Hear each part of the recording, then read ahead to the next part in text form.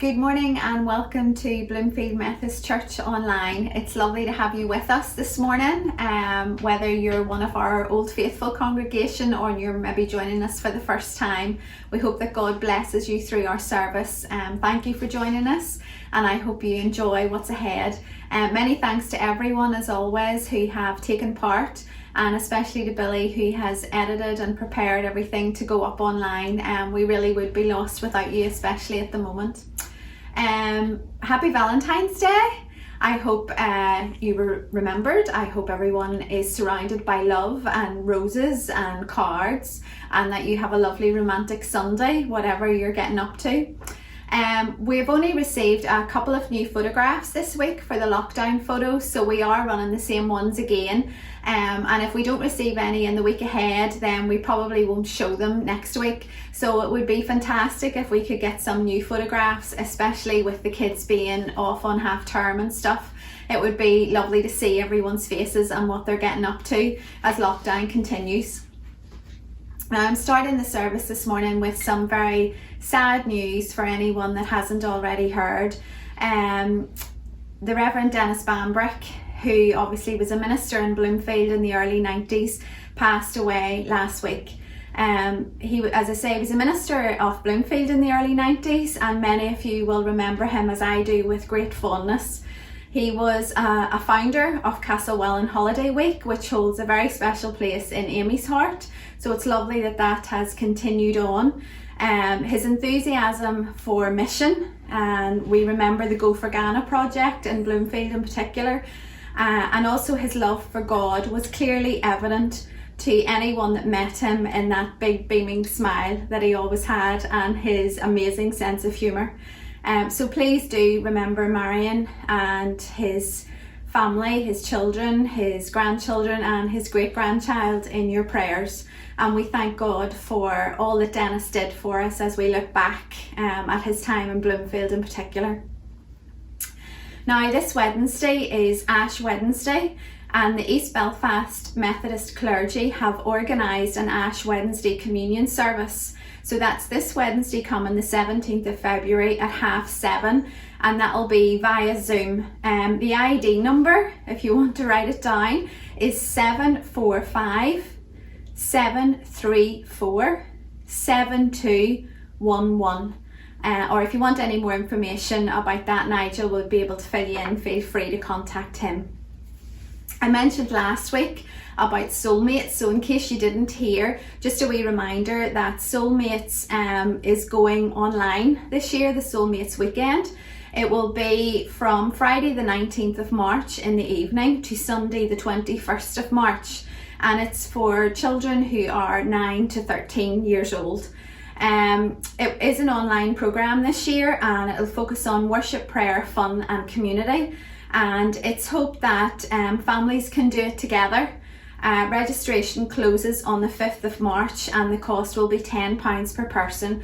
Please do contact Nigel or myself for the registration details, and please do consider it. It might be something different to share with the kids over that weekend. That would be fantastic.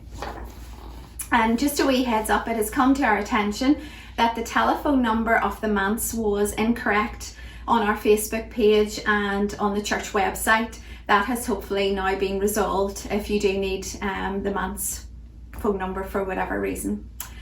I have a couple of other announcements from Julie, our treasurer, so I will read them out, what she has said. The most up-to-date total for the live streaming donations is absolutely fantastic. It is £11,290. And I know I'm not very good at numbers, but I did have to check that. It is 11,290.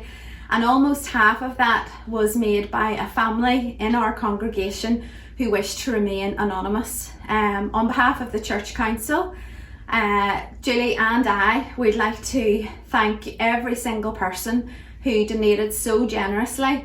It's just absolutely incredibly fantastic. And also to Billy, who has put so much time and effort into sourcing and organising the installation of the equipment. The equipment did go in last week. We still need to get our heads around it, play with it a bit, get familiar with it, but from what I've seen of it so far, the quality is absolutely fantastic. We will obviously be looking for people who will be willing to be trained in using it, because Billy's not going to be able to be there every week when we do finally get back in. So please bear that in mind. If it's something you would be interested in, we are going to do little notes. We're going to do, you know, bit by bit training. So thank you to everyone who contributed. It's just absolutely, you're such a generous church. And going forward into the future, this is opening up a whole new realm for us as a mission and as a congregation to share together. So thank you to everyone. Also from Julie, if any organisations haven't already given Julie their books, oh no, it's that time again, can they please contact Julie this week and she will arrange to collect them.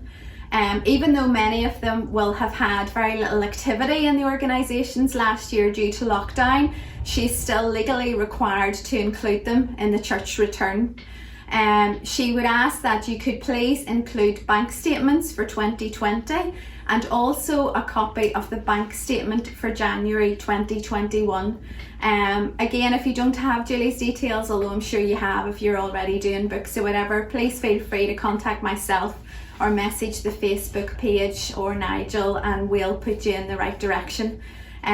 So I would just like to say many thanks to Julie for all her hard work behind the scenes, keeping all the finances in check.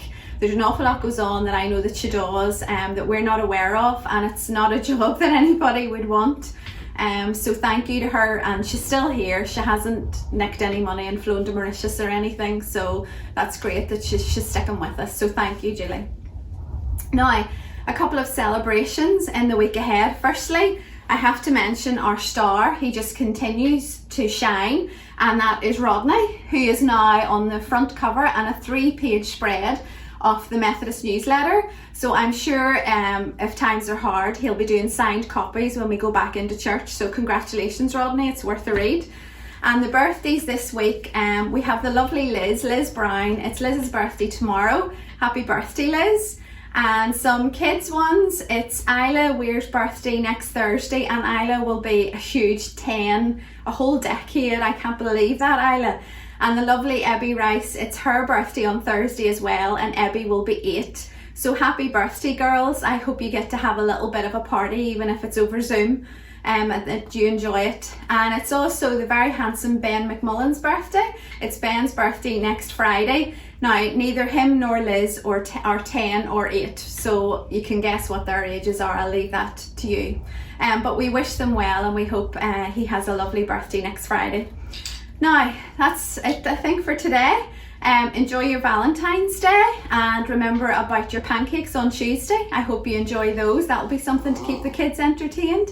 I hope you have a lovely week, that you stay safe, that you're looking after yourselves, and that I'll get to see you all again very soon.